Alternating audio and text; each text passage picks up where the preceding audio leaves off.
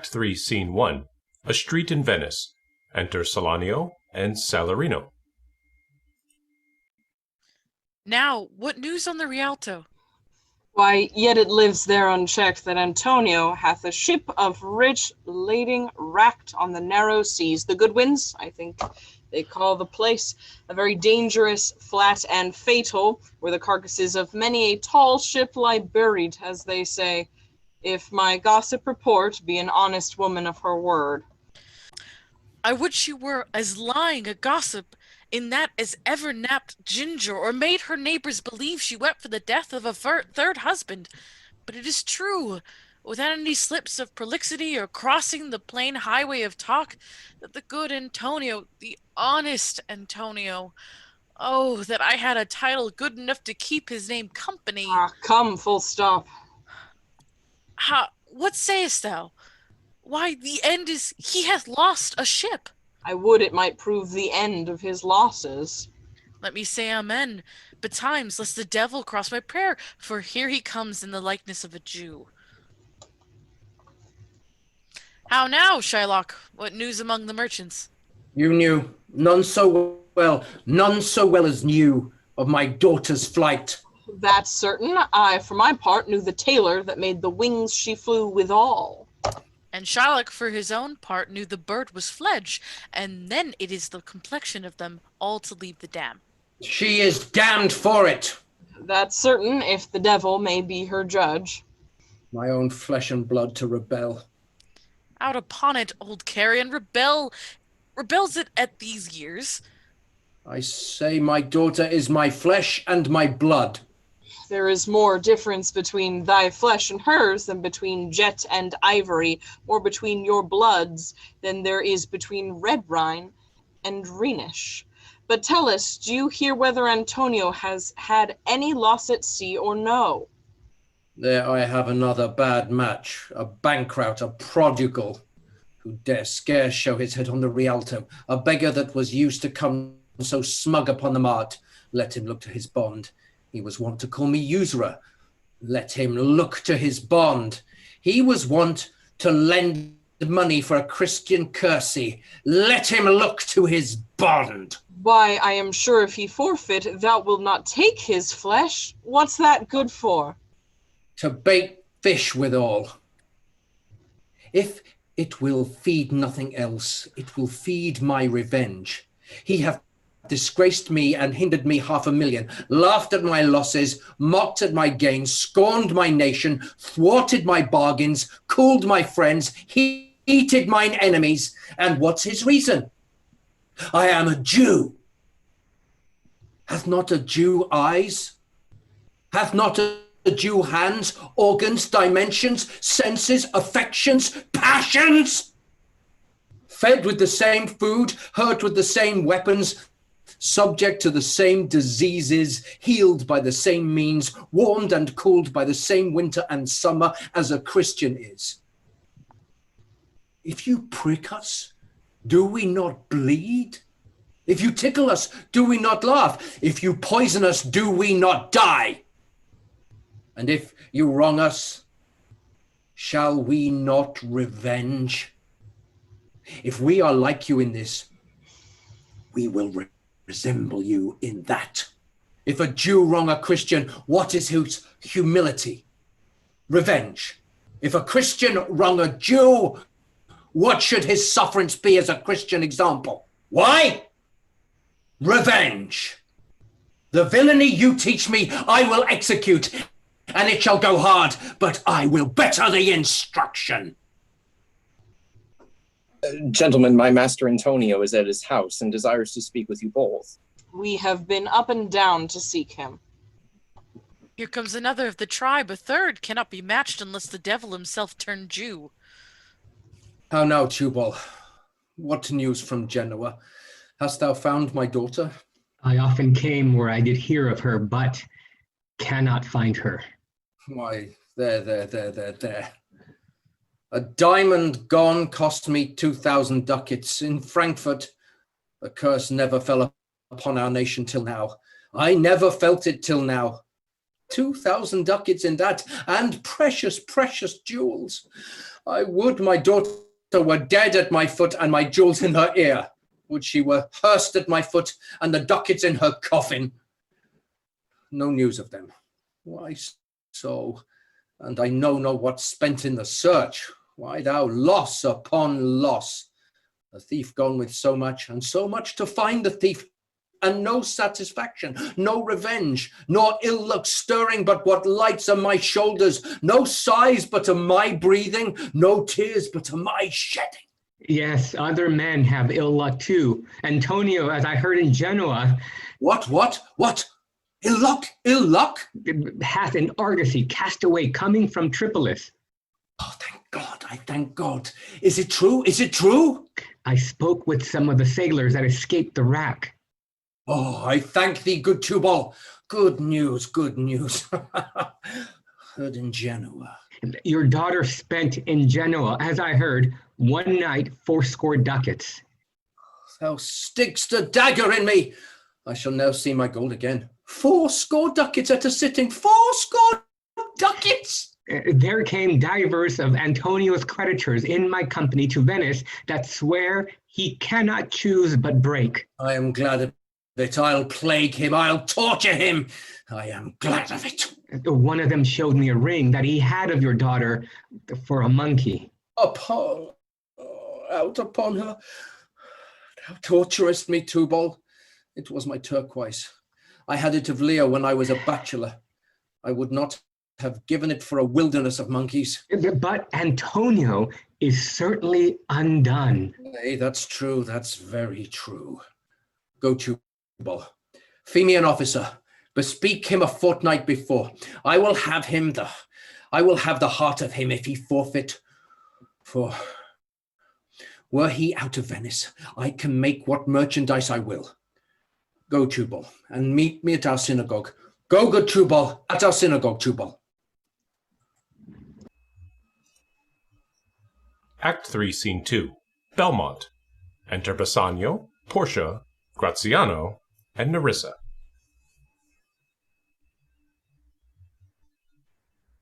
Pray you tarry, pause a day or two. Before you hazard, for in choosing wrong, I lose your company. Therefore forbear a while. There's something tells me, but it is not love. I would not lose you, and you know not yourself. Hate counsels not in such a quality. But as you should not understand me well, and yet a maiden hath no tongue but thought. I would detain you here some month or two. Before you venture for me, I could teach you how to choose right. For then I am forsworn. So will I never be, so may you miss me. But if you do, you'll make me wish a sin, that I had been forsworn, beshrew your eyes that have overlooked me and divided me. One half of me is yours, the other half yours. Mine own, I would say, but if mine, then yours. And so all yours. Oh, these naughty times puts bars between the owners and their rights, and so, though yours, not yours. Prove it so. Let fortune go to hell for it, not I. I speak too long, but 'tis to appease the time, to etch it and to draw it out in length, to stay you from election. Let me choose, for as I am, I live upon the rack. Upon the rack, Bassanio, then confess what treason there is mingled with your love. None but that ugly treason of mistrust, which makes me fear the enjoying of my love. There may as well be amity in life between snow and fire as treason in my love. Aye, but I fear you speak upon the rack, where men enforce it to speak anything. Promise me life, and I'll confess the truth. Well, then confess and live. Confess and love had been the very sum of my confession. Oh, happy torment when my torturer doth teach me answers for deliverance. But let me to my fortune and the caskets. Away then, I am locked in one of them. If you do love me, you will find me out. Nerissa and the rest stand all aloof. Let music sound while he doth make his choice. Then if he lose, he makes a swan-like end, fading in music that the comparison may stand more proper. My eye shall be the stream, and watery deathbed for him he may win. And what is music then? Then music is, even as a flourish when true subjects bow to a new croned monarch, such it is. Are those delic sounds and break of day that creep into the dreaming bridegroom's ear and summon him to marriage? Now he goes, with no less presence, but with much more love than young Alcides when he did redeem the virgin tribute paid by howling Troy. To the sea monster I stand for sacrifice. The rest aloof are the Dardanian wise, with bleared visions come forth to view the issue of the exploit. Go, Hercules, live thou, I live. With much more dismay I view the flight than thou maskest the fray. Tell me, where is fancy bred, or in the heart, or in the head? How begot, how nourished? Reply, reply. It is engendered in the eye, with gazing fed and fancy dies. In the cradle where it lies, let us all ring fancy's knell. I'll begin it. Ding, dong, bell. Ding, dong, bell. So may the outward shows be least themselves. The world is still deceived with ornament. In law, what plea so tainted and corrupt, but being seasoned with a gracious voice, obscures the show of evil? In religion, what damned error but some sober brow will bless it and approve it with a text, hiding the grossness with fair ornament? There is no vice so simple but assumes some mark of virtue on his outward parts. How many cowards whose hearts are all as false as stairs of sand, wear yet upon their chins the beards of Hercules and frowning Mars, who inward searched have livers white as milk, and these assume but valor's excrement to render them redoubted. Look on beauty, and you shall see 'tis purchased by the weight, which therein works a miracle in nature, making them lightest that wear most of it. So are those crisped, snaky, golden locks, which maketh such wanton gambols with the wind upon supposed fairness, often known to be the dowry of a second head, the skull that bred them in the sepulchre. Thus ornament is but the guiled shore to a most dangerous sea, the beauteous scarf veiling an Indian beauty. In a word, the seeming truth which cunning times put on to entrap the wisest. Therefore then, thou gaudy gold, hard food for Midas, I will none of thee, nor none of thee, thou pale and common drudge tween man and man. But thou meager lead, which rather threaten'st than dost promise aught, thy paleness moves me more than eloquence, and here choose I. Joy be the consequence. How all the other passions flee to air, as doubtful thoughts and rash embrace despair, and shuddering fear and green-eyed jealousy. Oh, love, be moderate, allay thy ecstasy, in measure reign thy joy, scant this excess. I feel too much thy blessing, make it less, for fear I surfeit. What find I here? Fair Portia's counterfeit. What demigod hath come so near creation? Move these eyes? Or whether riding on the balls of mine, seem they in motion? Here are severed lips parted with sugar breath, so sweet a bar should sunder such sweet friends. Here in her hairs the painter plays the spider, and hath woven a golden mesh to entrap the hearts of men faster than gnats and cobwebs. But her eyes, how could he see to do them? Having made one, methinks it should have power to steal both his and leave itself unfurnished. Yet look how far the substance of my praise doth wrong this shadow, and underprizing it, so far this shadow doth limp behind the substance. Here's the scroll, continent and summary of my fortune. You that choose not by the view, chance is fair and choose as true. Since this fortune falls to you, be content and seek no new. If you be well pleased with this, and hold your fortune for your bliss, turn you where your lady is, and claim her with a loving kiss. A gentle scroll. Fair lady, by your leave, I come by note to give and to receive. Like one of two contending in a prize that thinks he hath done well in people's eyes, hearing applause and universal shout, giddy in spirit, still gazing in a doubt whether those peals of praise be his or no. So thrice, fair lady, stand I even so, as doubtful whether what I see be true, until confirmed, signed, ratified by you. You see me, Lord Bassanio, where I stand, such as I am, though for myself alone, I would not be ambitious in my wish, to wish myself much better yet for you. I would be troubled 20 times myself, 1,000 times more fair, 10,000 times more rich, that only to stand high in your account.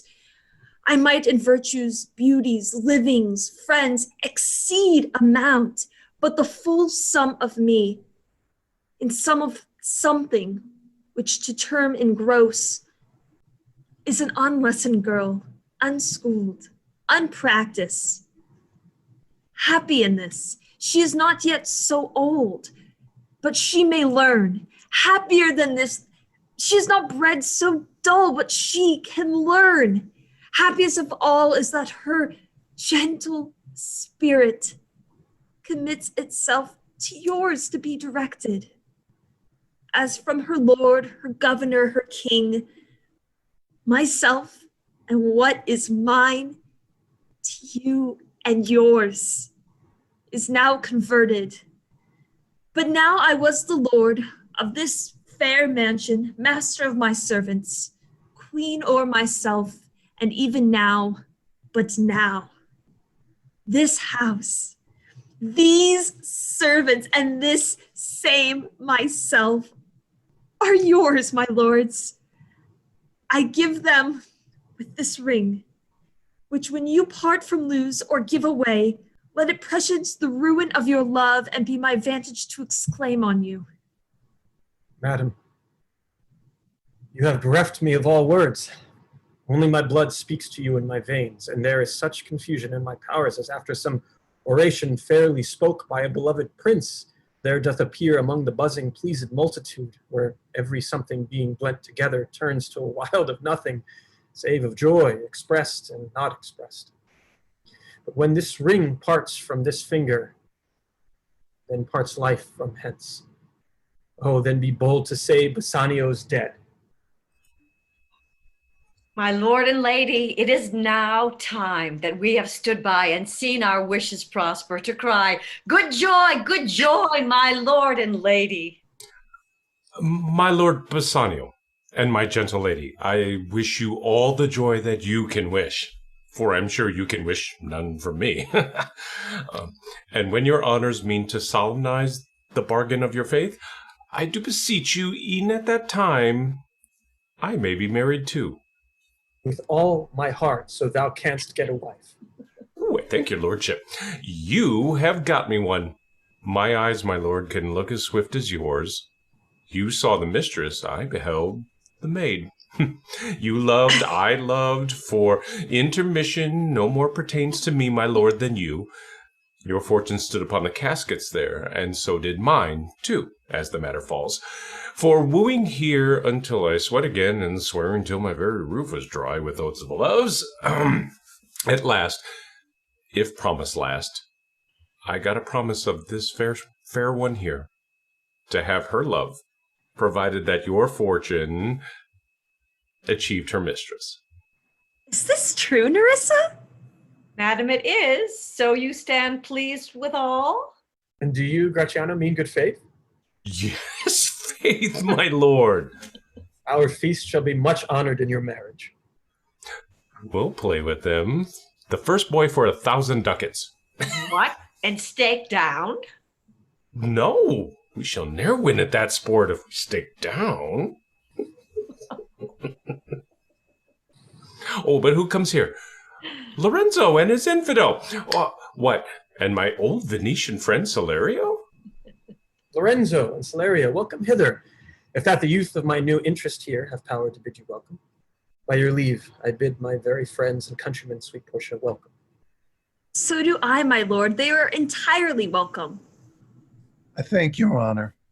For my part, my lord, my purpose was not to have seen you here, but meeting with Celerio by the way, he did entreat me past all saying nay to come with him along.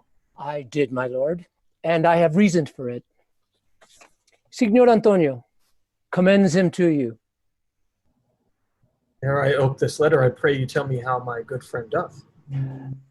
Not sick, my lord, unless it be in mind, nor well, unless in mind. His letter there will show you his estate. Nerissa, cheer yon stranger, bid her welcome. And your hand, Celerio. What's the news from Venice? How doth the royal merchant, good Antonio? I know he will be glad of our success. We are the Jasons. We have won the fleece.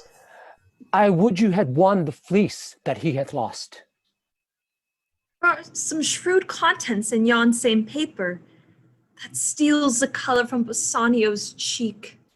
Some dear friend dead, else nothing in the world could turn so much the constitution of any constant man.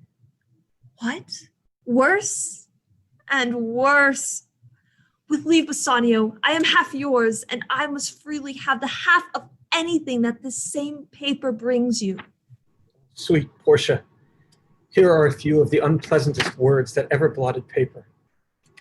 Gentle lady, when I did first impart my love to you, I freely told you all the wealth I had ran in my veins. I was a gentleman. And then I told you true. And yet, dear lady, rating myself at nothing, you shall see how much I was a braggart. When I told you my state was nothing, I should then have told you that I was worse than nothing. For indeed I have engaged myself to a dear friend, engaged my friend to his mere enemy to feed my means. Here is a letter, lady, the paper as the body of my friend, and every word in it a gaping wound issuing lifeblood. But is it true, Celerio? Hath all his ventures failed? What, not one hit? From Tripolis, from Mexico and England, from Lisbon, Barbary, and India, and not one vessel escaped the dreadful touch of merchant-marring rocks? Not one, my lord. Besides, it should appear that if he had the present money to discharge the Jew, he would not take it. Never did I know a creature that did bear the shape of man, so keen and greedy to confound a man. He plies the Duke at morning and at night, and doth impeach the freedom of the state. If they deny him justice, 20 merchants, the Duke himself and the Magnificos, of greatest port have all persuaded with him, but none can drive him from the envious plea of forfeiture of justice and his bond. When I was with him, I have heard him swear to Tubal and to Cush, his countrymen, that he would rather have Antonio's flesh than 20 times the value of the sum that he did owe him. And I know, my lord, if law, authority, and power deny not, it will go hard with poor Antonio. Is it your dear friend that is thus in trouble? The dearest friend to me, the kindest man, the best conditioned and unwearied spirit in doing courtesies, and one in whom the ancient Roman honor more appears than any that draws breath in Italy. What sum owes he the Jew? For me, 3,000 ducats. What, no more? Pay him 6,000 and deface the bond. Double 6,000 and then treble that, before a friend of his description shall lose a hair through Bassanio's fault.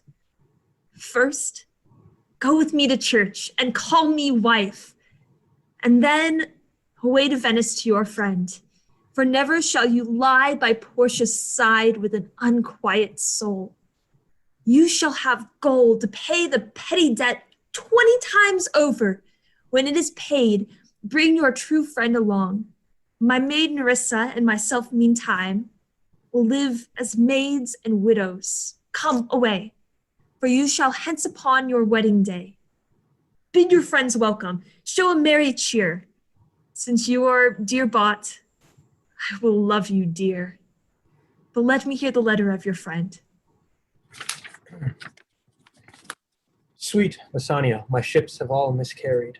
My creditors grow cruel, my estate is very low. My bond to the Jew is forfeit, And since in paying it, it is impossible I should live, all debts are cleared between you and I, if I might but see you at my death. Notwithstanding, use your pleasure.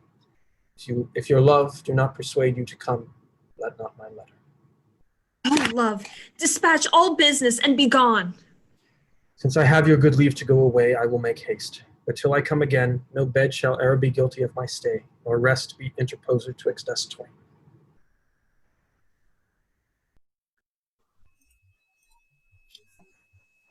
Act 3, Scene 3. Before Shylock's house. Enter Shylock, Salanio, and Antonio with a jailer.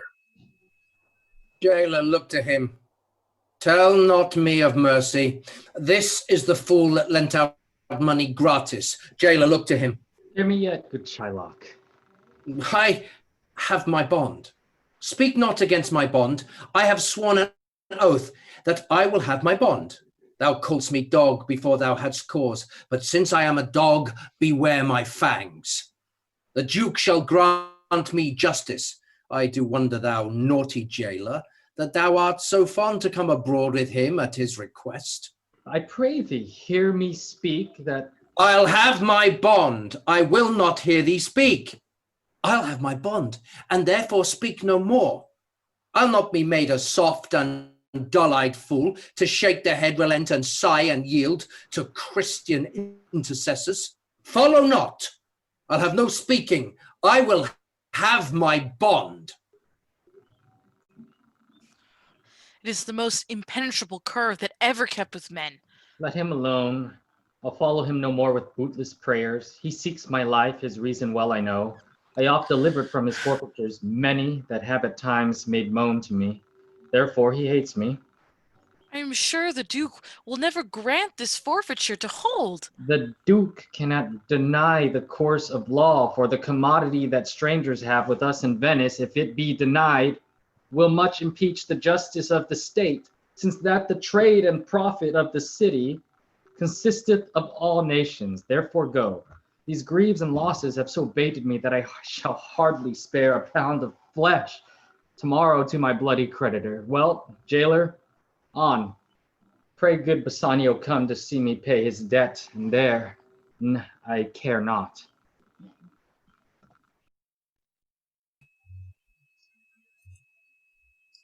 Act 3, Scene 4. Belmont. Enter Portia, Nerissa, Lorenzo, Jessica, and Balthazar, a servant of Portia's. Madam, although I speak it in your presence, you have a noble and true conceit of godlike amity, which appears most strongly in bearing thus the absent of your lord.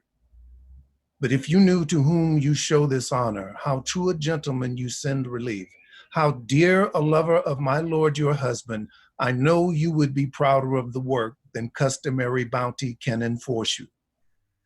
Never did repeat for doing good, nor shall not now, for in companions that do converse and waste the time together, whose souls do bear an equal yoke of love, there must be needs of like proportion, of limitations, of manners, and of spirit, which makes me think that this Antonio, being the bosom lover of my lord, must needs be like my lord, if it be so.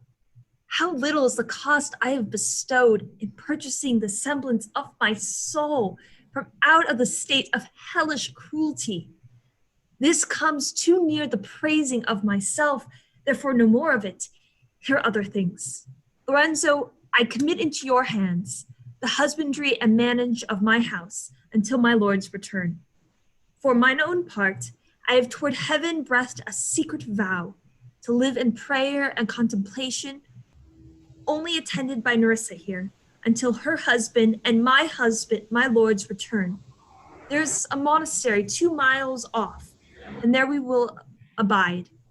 I do desire you not to deny this imposition, for which my love and some necessity now lays upon you. Madam, with all my heart, I shall obey you in all fair commands.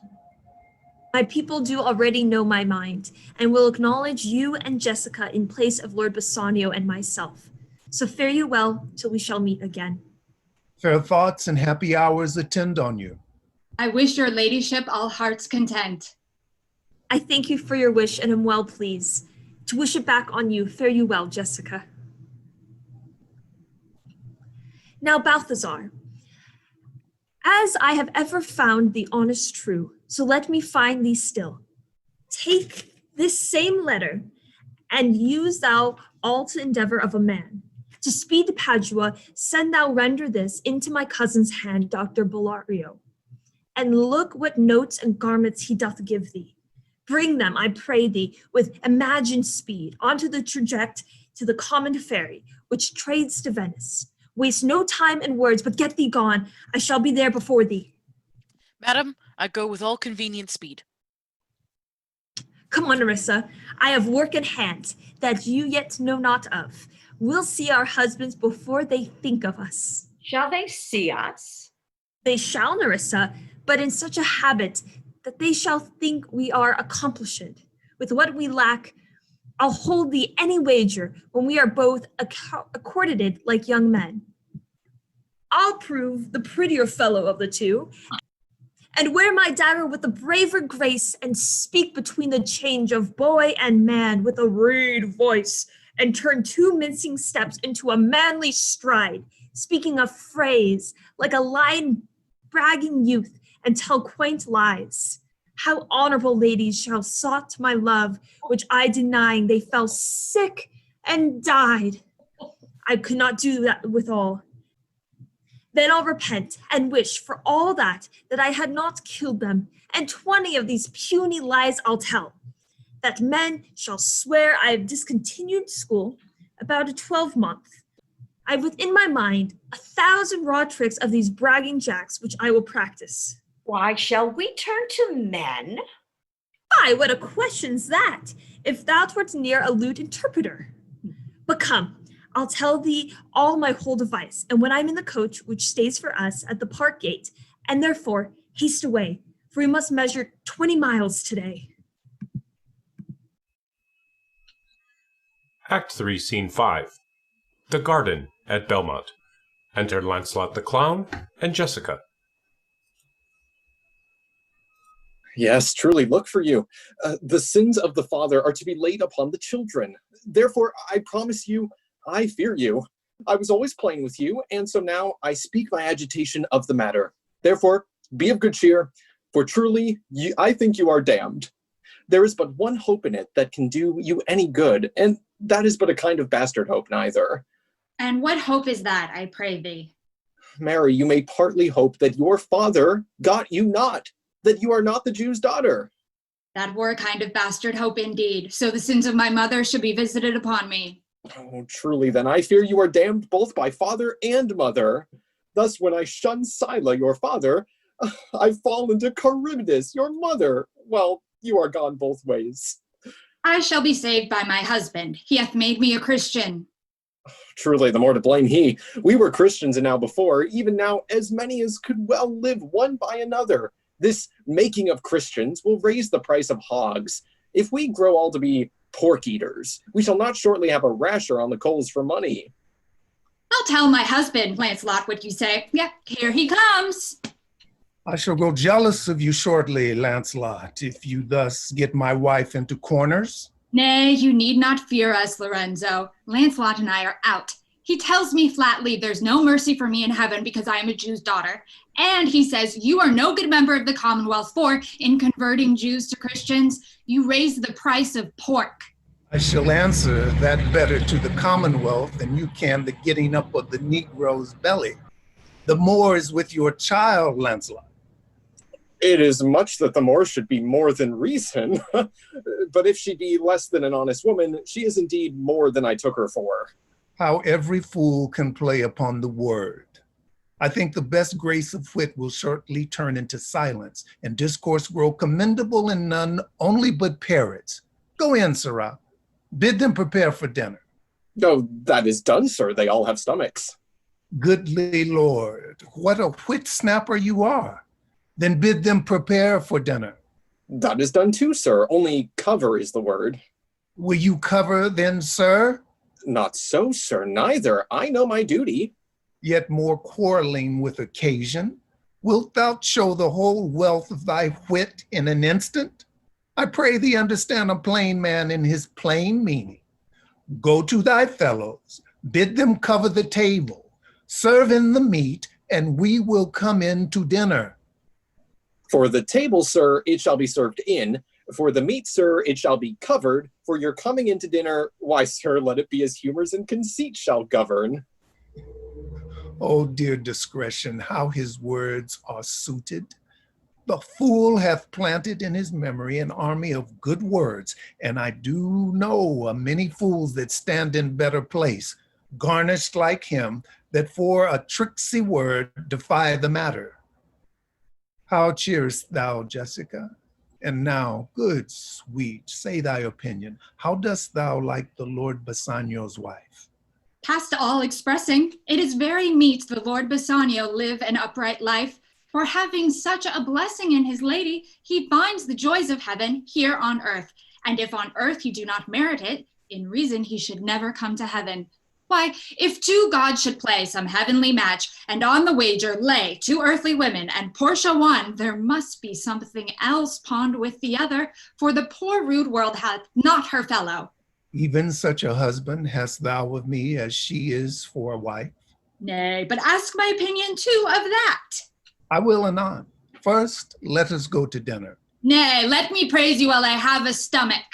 No, pray thee, let it serve for table talk. Then howsome'er thou speaks, mong other things, I shall digest it. Well, I'll set you forth.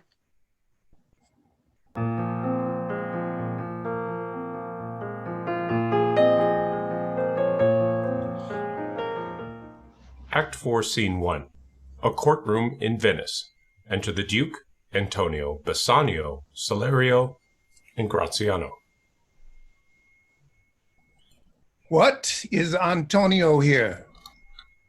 Ready, so please your grace.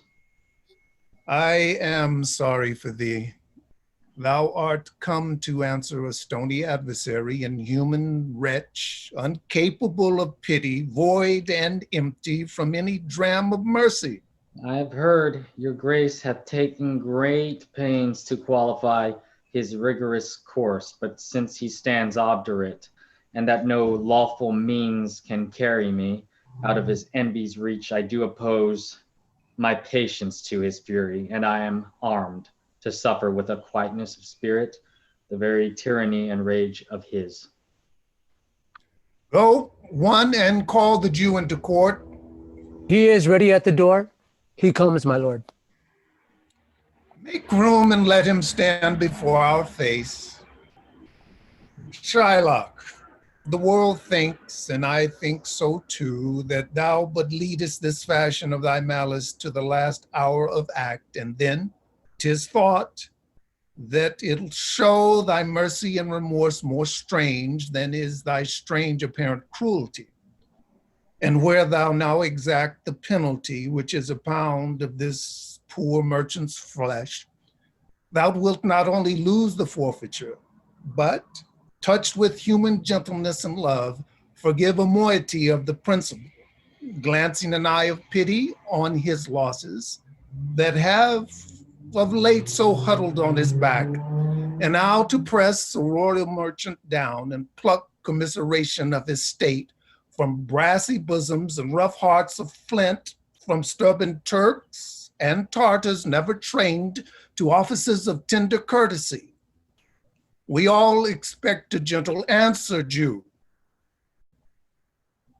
I have possessed your grace of what I purpose, and by our holy Sabbath have I sworn to have the due and forfeit of my bond. If you deny it, let the danger light upon your charter and your city's freedom. You'll ask me why I rather choose to have a weight of carrion flesh than to receive 3,000 ducats. I'll not answer that, but say it is my humor. Is it answered? Well, if my house be troubled with a rat, I be pleased to give 10,000 ducats to have it baned. What, are you answered yet? Some men there are love not a gaping pig, some that are mad if they behold a cat, and others, when the bagpipe sings in the nose, cannot contain their urine, for affection masters oft passion, sways it to the mood of what it likes or loathes. Now for your answer. As there is no firm reason to be rendered why he cannot abide a gaping pig, why he a harmless necessary cat, why he a woolen bagpipe, but of force must yield to such inevitable shame as to offend himself being offended, so can I give no reason, nor I will not, more than a lodged hate and certain loathing I bear Antonio, that I follow thus a losing suit against him. Are you answered? This is no answer, thou unfeeling man, to excuse the current of thy cruelty. I am not bound to please thee with my answers. Do all men kill the things they do not love? Hates any man the thing he would not kill? Every offense is not a hate at first. What, wouldst thou have a serpent sting thee twice? I pray you think you question with the Jew. You may as well go stand upon the beach and bid the main flood bait his usual height. You may as well use question with the wolf why he hath made the ewe bleat for the lamb. You may as well forbid the mountain pines to wag their high tops and to make no noise when they are fretting with the gusts of heaven. You may as well do anything most hard as seek to soften that than which what's harder, his Jewish heart. Therefore I do beseech you, make no more offers, use no farther means, but with all brief and plain conveniency, let me have judgment and the Jew his will. For thy 3,000 ducats, here is 6. If every ducat in 6,000 ducats were in 6 parts, and every part a ducat, I would not draw them. I would have my bond. How shalt thou hope for mercy, rendering none? What judgment shall I dread, doing no wrong? You have among you many a purchased slave, which, like your asses and your dogs and mules, you use in abject and in slavish parts, because you bought them. Shall I say to you, let them be free? Marry them to your heirs. Why sweat they under burdens? Let their beds be as soft as yours, and let their palates be seasoned with such viands. You will answer, oh, the slaves are ours. So do I answer you. The pound of flesh which I demand of him is dearly bought. 'Tis mine, and I will have it. If you deny me, fie upon your law. There is no force in the decrees of Venice. I stand for judgment. Answer. Shall I have it? Upon my power, I may dismiss this court unless Bellario, a learned doctor whom I have sent for to determine this, come here today. My lord, here stays without a messenger with letters from the doctor. You come from Padua. Bring us the letters. Call the messenger. Good cheer, Antonio. What, man? Courage yet. The Jew shall have my flesh, blood, bones, and all, ere thou shalt lose for me one drop of blood. I am a tainted wether of the flock, meetest for death. The weakest kind of fruit drops earliest to the ground, and so let me. You cannot better be employed, Bassanio, than to live still and write thine epitaph. Came you from Padua? From Bellario? From both, my lord. Bellario greets your grace. Why dost thou whet thy knife so earnestly? Cut the forfeiture from that bankrout there. Oh, not on thy soul, but on thy soul, harsh Jew. Thou makest thy knife keen, but no metal can, no, not the hangman's axe, bear half the keenness of thy sharp envy. Can no prayers pierce thee? No, none that thou hast wit enough to make. Ha! Be damned, execrable dog! And for thy life let justice be accused. Thou almost makest me waver in my faith to hold opinion with Pythagoras that souls of animals infuse themselves into the trunks of men. Thy currish spirit governed a wolf, who, hanged for human slaughter, e'en from the gallows, did his fell soul fleet, and whilst thou lay'st in thy unhallowed dam, infused itself in thee. for thy desires are wolfish, bloody, starved, and ravenous.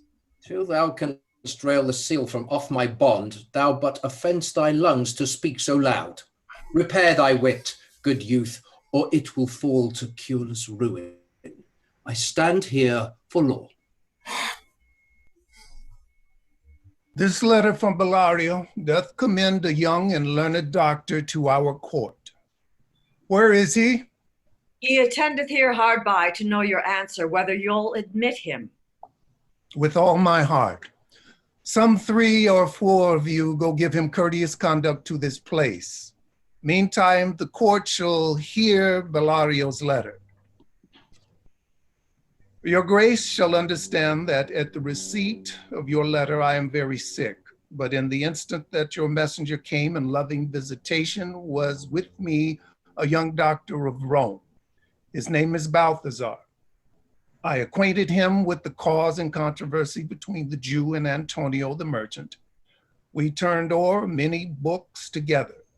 He is furnished with my opinion, which, better that with his own learning, the greatness whereof I cannot enough commend, comes with him at my importunity to fill up your Grace's request in my stead. I beseech you, let his lack of years be no impediment to let him lack a reverent estimation, for I never knew so young a body with so old a head. I leave him to your gracious acceptance, whose trials shall better publish his commendation. You hear the learned Bellario, what he writes. And here, I take it, is the doctor come. Give me your hand. Come you from old Bellario? I did, my lord. You are welcome.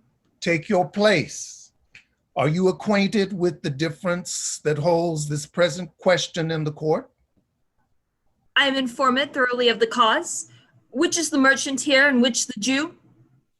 Antonio and old Shylock both stand forth. Your name Shylock? Shylock is my name. Of a strange nature is your suit you follow, yet is such rule that the Venetian law cannot impugn you as you do proceed. You stand within his danger, do you not? Aye, so he says. Do you confess the bond? I do. Then must the Jew be merciful. On what compulsion must I? Tell me that. Quality of mercy is not strained. It droppeth as the gentle rain from heaven upon the place beneath. It is twice blessed. It blesseth him that gives and him that takes. 'Tis mightiest in the mightiest. It becomes the throned monarch better than his crown. His scepter shows the force of temporal power, the attributes of awe and majesty, wherein doth sit the dread and fear of kings. But mercy is above this sceptered sway. It is enthroned in the hearts of kings. It is an attribute to God himself. And earthly power doth then show like as gods, when mercy seasons justice. Therefore, Jew, though justice be thy plea, consider this, that in the course of justice, none of us should see salvation. We do pray for mercy, and that same prayer doth teach us all to render the deeds of mercy. I have spoke thus much to mitigate the justice of thy plea, which, if thou follow, the strict court of Venice must needs gives sentence against the merchant there. My deeds upon my head, I crave the law, the penalty, and forfeit of my bond. Is he not able to discharge the money? Yes. Here I tender it for him in the court, yea, twice the sum. If that will not suffice, I will be bound to pay it 10 times o'er on forfeit of my hands, my head, my heart. If this will not suffice, it must appear that malice bears down truth. I beseech you, rest once the law to your authority, to do a great right, do a little wrong, and curb this cruel devil of his will. It must not be. There is no power in Venice can alter a decree established. 'twould be recorded for a precedent, and many an error by the same example will rush into the state it cannot be. A Daniel come to judgment, yea, a Daniel. O wise young judge, how I do honor thee.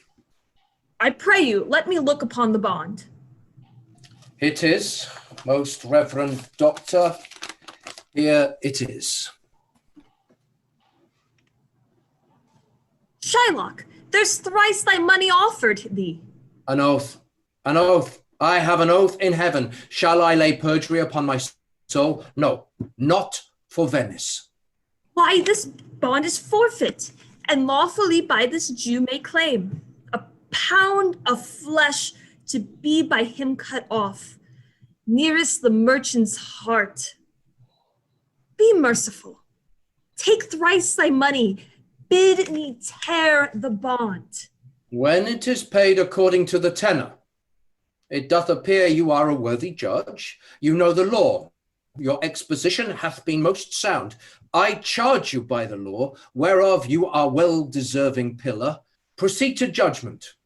By my soul, I swear there is no power in the tongue of man to alter me. I stay here on my bond. Most heartily I do beseech the court to give the judgment. Why then, thus it is. You must prepare your bosom for his knife.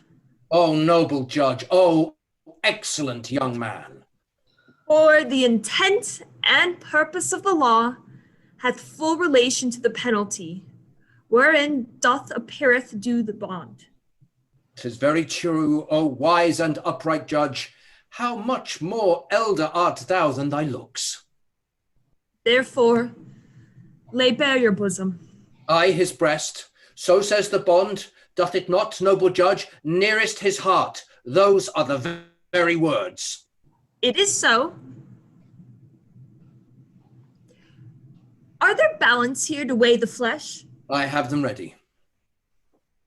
Hereby some surgeon, Sherlock, on your charge, to stop his wounds lest he do bleed to death? Is it so nominated in the bond? It is not so express, but what of that? 'Twere good to you to do so much charity. I cannot find it. 'Tis not in the bond. You, merchant, have you anything to say? But little, I am armed and well prepared. Give me your hand, Bassanio. Fare you well. Grieve not that I am fallen to this for you, for herein fortune shows herself more kind than is her custom. It is still her use to let the wretched man outlive his wealth, to view with hollow eye and wrinkled brow an age of poverty, from which lingering penance of such misery doth she cut me off. Commend me to your honorable wife. Tell her the process of Antonio's end. Say how I loved you. Speak me fair in death. And when the tale is told, bid her be judge whether Bassanio had not once a love. Repent but you that you shall lose your friend, and he repents not that he pays your debt. For if the Jew do cut but deep enough, I'll pay it instantly with all my heart. Antonio, I am married to a wife which is as dear to me as life itself. But life itself, my wife, and all the world are not with me esteemed above thy life. I would lose all. I sacrifice them all here to this devil to deliver you. Your wife would give you a little thanks for that if she were by to hear you make the offer. I have a wife who I protest I love. I would she were in heaven, so she could entreat some power to change this currish Jew. 'Tis well you offer it behind her back. The wish would make else an unquiet house. These be the Christian husbands. I have a daughter. Would any of the stock of Barabbas have been her husband rather than a Christian? We trifle time. I pray thee, pursue sentence. A pound of that same merchant's flesh is thine. The court awards it, and the law doth give it. Most rightful judge. And you must cut his flesh from off his breasts. The law allows it, and the court awards it. Most learned judge, a sentence. Come, prepare. Tarry a little. There is something else. This bond doth give thee here no jot of blood. The words expressively are a pound of flesh. Take then thy bond, take thou thy pound of flesh.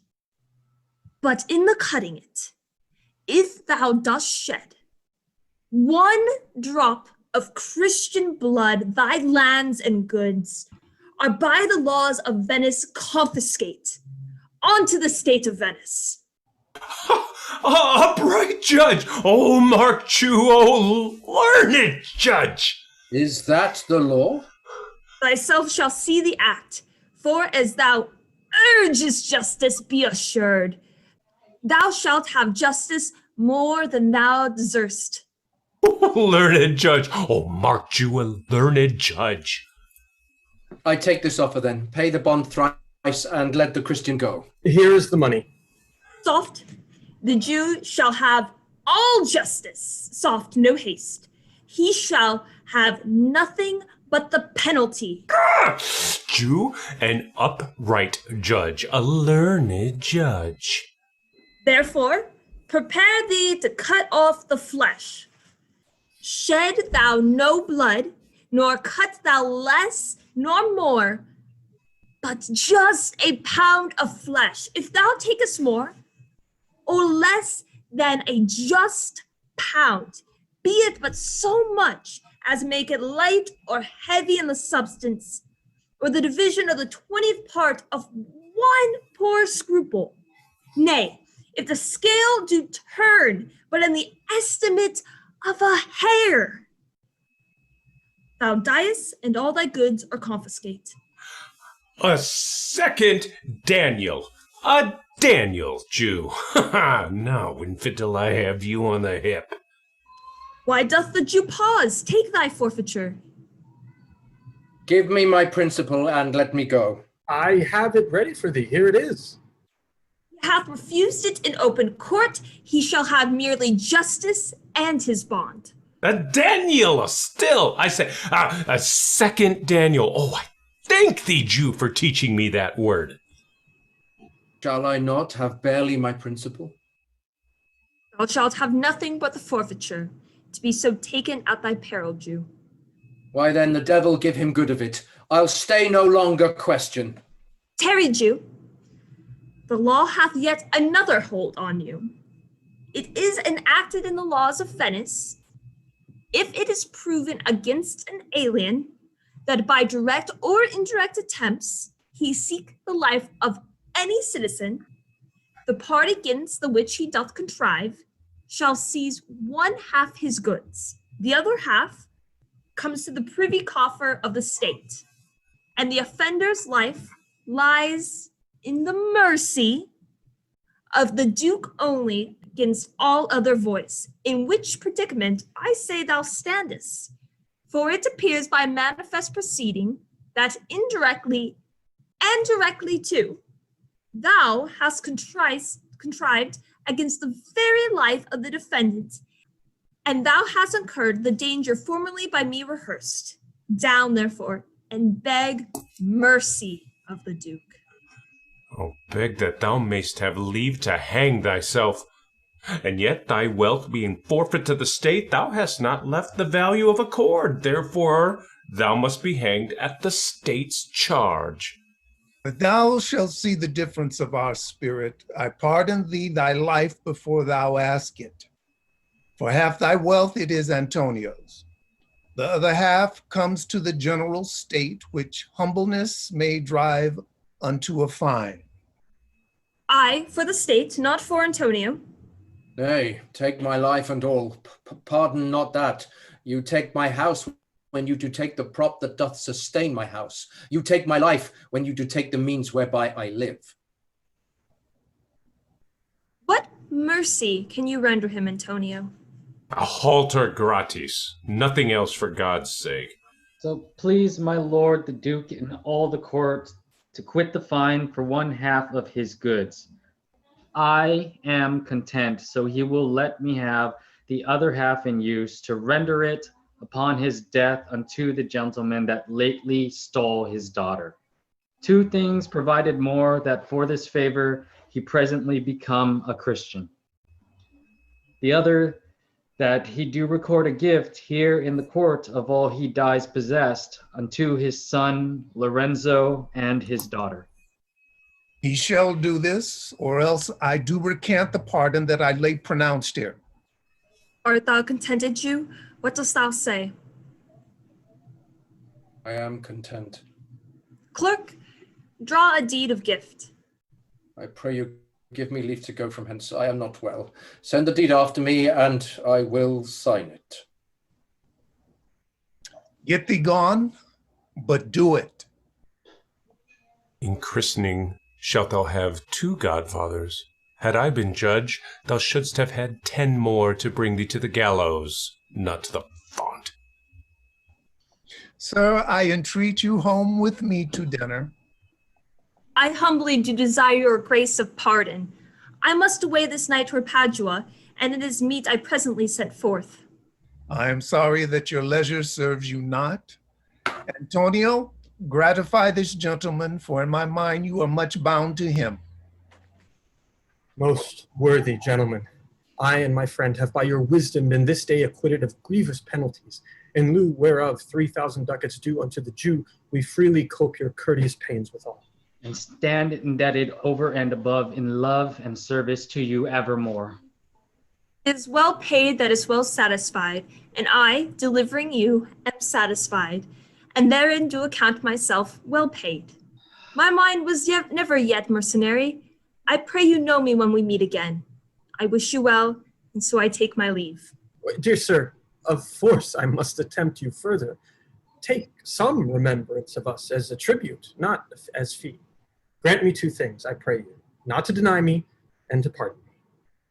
You press me far, and therefore I will yield. Give me your gloves. I'll wear them for your sake. And for your love, I'll take this ring from you. Do not draw back your hand. I'll take no more. And you in love shall not deny me this. This ring, good sir? Alas, it is a trifle. I will not shame myself to give you this. I will have nothing else but only this.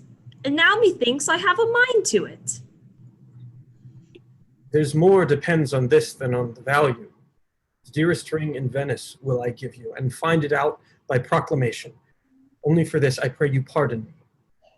See, sir, you are liberal in offers. You taught me first to beg, and now methinks you teach me how a beggar should be answered. Good sir, this ring was given me by my wife, and when she put it on, she made me vow that I should neither sell, nor give, nor lose it. That excuse serves many men to save their gifts. And if your woman be not a mad woman, and know how well I have deserved this ring, she would not hold out enemy forever. For giving it to me, well, peace be with you. My lord Bassanio, let him have the ring. Let his deservings and my love withal be valued against your wife's commandment.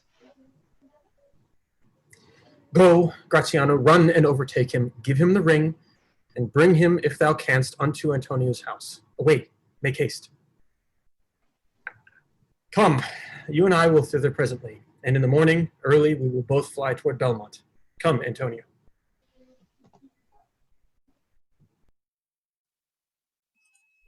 Act 4, Scene 2. A street in Venice. Enter Portia and Nerissa, still in disguise. Inquire the Jew's house out, give him this deed, and let him sign it. We'll await tonight, and be a day before our husband's home. This deed will be well welcome to Lorenzo. Fair sir, you are well ordained. My lord Bassanio, upon more advice, hath sent you here this ring, and doth entreat your company at dinner. That cannot be. His ring I do accept most thankfully, and so I pray you tell him furthermore, I pray you show my youth toward Shylock's house. That will I do. Sir, I would speak with you. I'll see if I can get my husband's ring, which I did make him swear to keep forever. Thou mayest, I warrant, we shall have old swearing that they did give this ring away to men, and will outface them and outswear them too. Away, make haste, thou knowest where I will tarry. Come, good sir, will you show me to this house?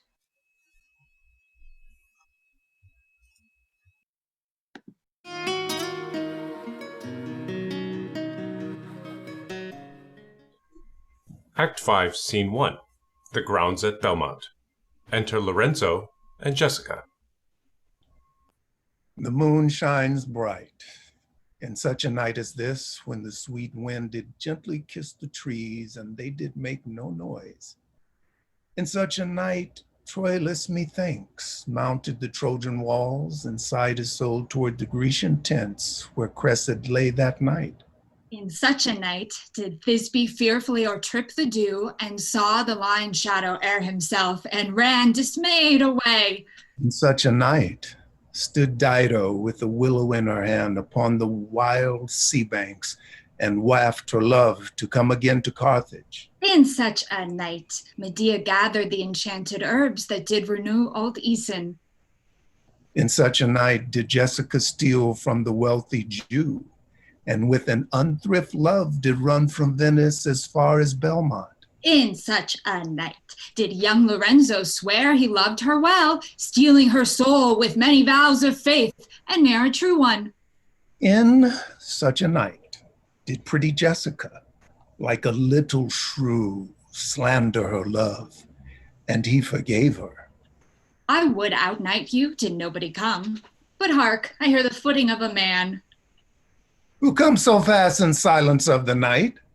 A friend. A friend? What friend? Your name, I pray you, friend.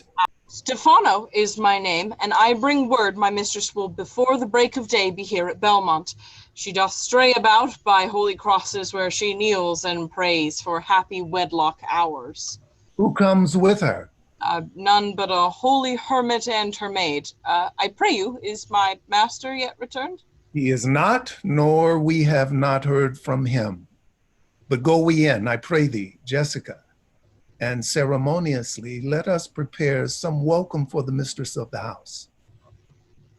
Sala, Sala, whoa, Sala, Sala. Who calls? Sala, did you see Master Lorenzo? Master Lorenzo, Sala, Sala. Leave Holorino man here. Sala, where? Here. Tell him there's a post come from my master with his horn full of good news. My master will be here ere morning, sweet soul. Let's in, and there expect their coming. And yet no matter, why should we go in? My friend Stefano, signify, I pray you, within the house, your mistress is at hand, and bring your music forth into the air. How sweet the moonlight sleeps upon this bank. Here will we sit and let the sounds of music creep into our ears. Soft stillness and the night become the touches of sweet harmony. Sit, Jessica. Look how the floor of heaven is thick inlaid with patens of bright gold. There's not the smallest orb which thou beholdst, but in his motion like an angel sings, still choiring to the young-eyed cherubims. Such harmony is in immortal souls. But whilst this muddy vesture of decay doth grossly close it in, we cannot hear it. Come, ho, wake Diana with a hymn. With sweetest touches, pierce your mistress' ear and draw her home with music. I'm never merry when I hear sweet music. The reason is your spirits are attentive. For do but note a while in wanton herd of race of youthful and unhandled colts, fetching mad bounds, bellowing with neighing loud, which is the hot condition of their blood. If they but hear perchance a trumpet sound, or any air of music touch their ears, you shall perceive them make a mutual stand. Their savage eyes turn to a modest gaze by the sweet power of music. Therefore the poet did fain with Orpheus, drew trees, stones, and floods, since not so stockish, hard, and full of rage, but music for the time doth change his nature. The man that hath no music in himself, nor is not moved with concord of sweet sounds, is fit for treasons, stratagems, and spoils. The motion of his spirit are dull as night, and his affections dark as Erebus. Let no such man be trusted.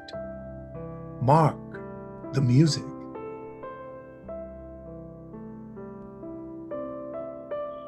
A light we see is burning in my hall. How far that little candle throws his beams, so shines a good deed in a naughty world. When the moon shone, we did not see the candle. So doth the greater glory dim the less. A substitute shines brightly as a king, until a king be by, and then his state empties itself as doth an inland brook into the main of waters. Music, hark! It is your music, madam, of the house. Nothing is good I see without respect. Methinks it sounds much sweeter than by day. Silence bestows that virtue on it, madam. The crow doth sing as sweetly as the lark, wherein neither is attended, and I think the nightingale, if she should sing by day, when every goose is crackling, would be thought no better musician than the wern. How many times by season seasoned are to their right praise and true perfection? Peace, how the moon sleeps with Edamoine and would not be awakened. That is the voice, or am I much deceived, of Portia? He knows me as the blind man knows the cuckoo by the bad voice. Dear lady, welcome home. We have been praying for our husband's welfare, which speed we hope the better for our words. Are they returned? Madam, they are not yet, but there is come a messenger before to signify their coming. Go in, Nerissa. Give order to my servants that they take no note at all of our being absent hence. Nor you, Lorenzo, Jessica, nor you.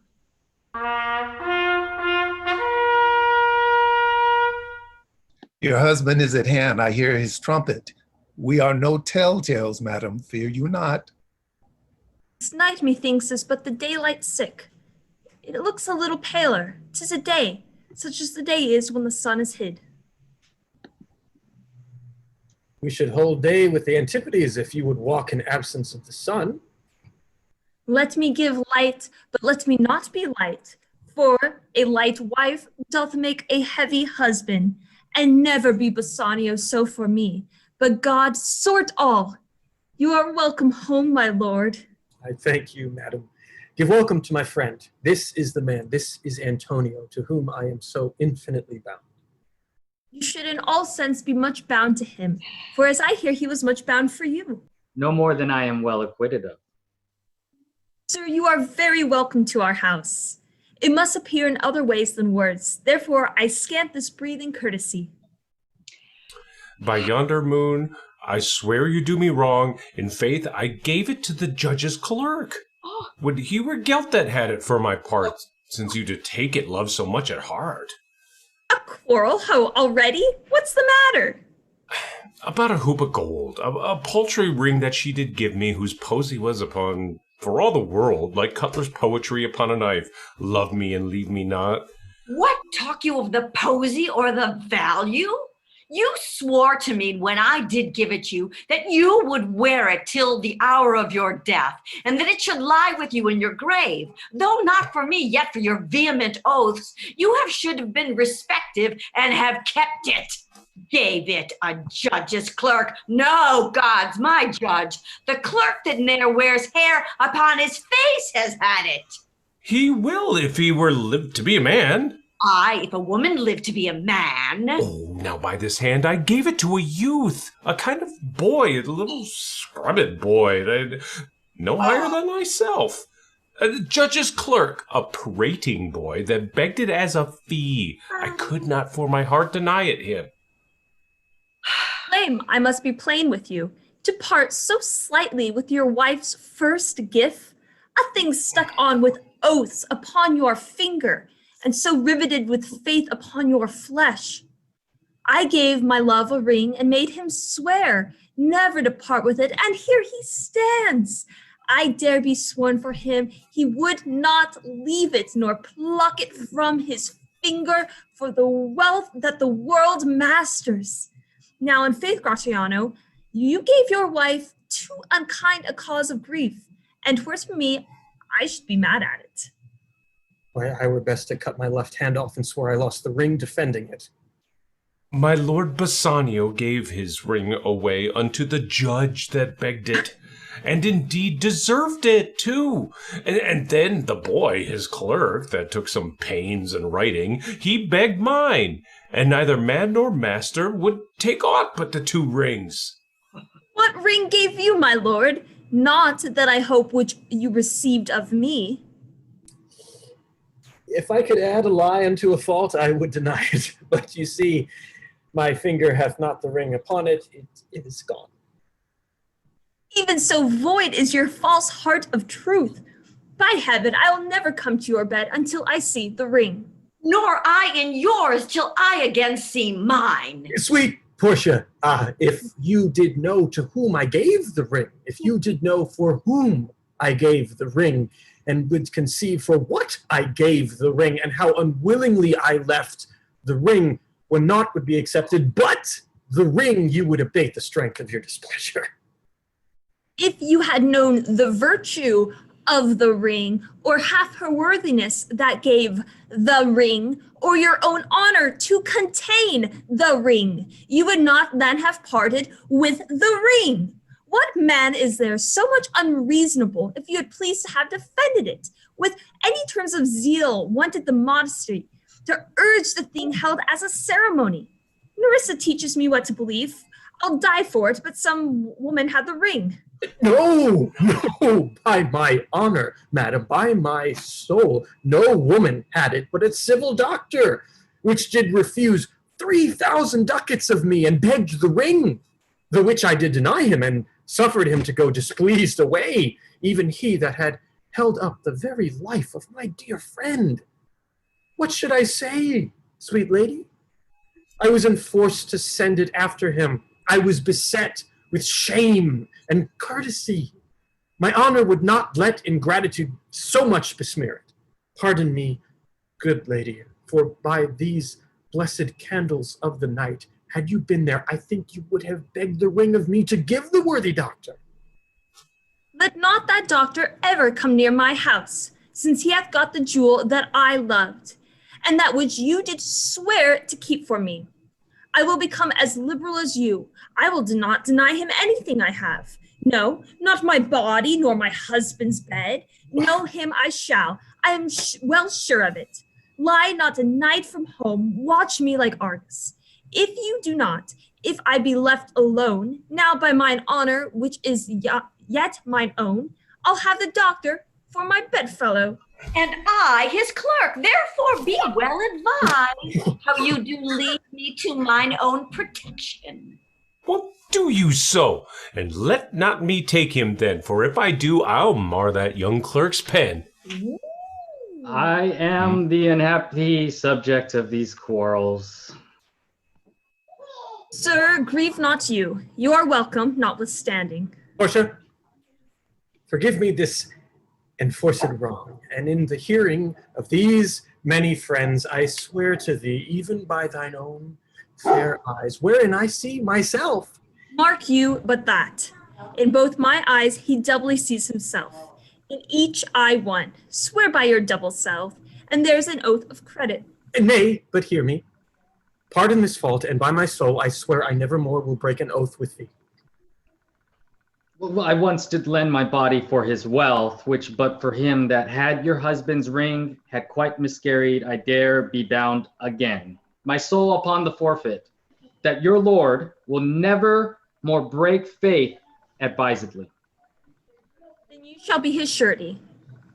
Give him this, and bid him keep it better than the other. Here, Lord Bassanio, swear to keep this ring. By heaven, it is the same I gave the doctor. I had it of him, pardon me, Bassanio, for by this ring the doctor lay with me.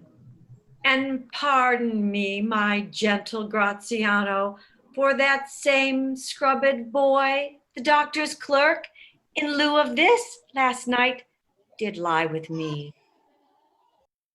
Oh, what? This is like the mending of highways in summer, where the ways are fair enough. What, are we cuckolds ere we have deserved it? Speak not so grossly. You are amazed. Here is a letter. Read it at your leisure. It comes from Padua, from Bellario. There you should find that Portia was the doctor, Nerissa there her clerk. Lorenzo here shall witness I set forth as soon as you, and even but now return. I have not yet entered my house. Antonio, you are welcome, and I have better news in store for you than you expect. Unseal this letter soon.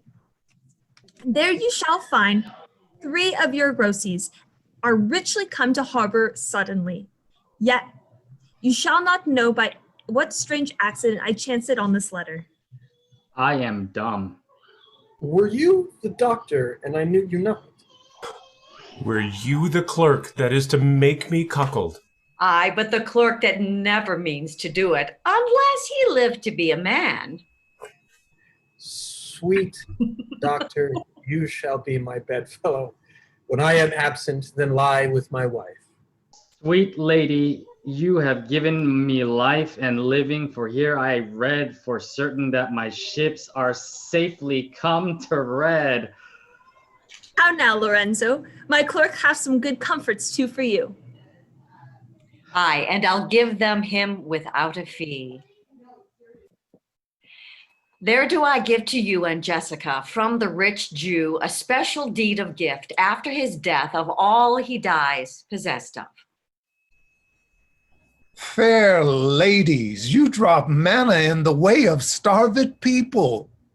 It is almost morning, and yet I am sure you are not satisfied of these events at full. Let us go in and charge us there upon interrogatories, and we will answer all things faithfully. Let it be so. The first interrogatory that my Nerissa shall be sworn on is, whether till the next night she had rather stay, or go to bed now, being 2 hours till day. But were the day come, I should wish it dark till I were couching with the doctor's clerk. Well, while I live, I'll fear no other thing so sore as keeping safe Nerissa's ring.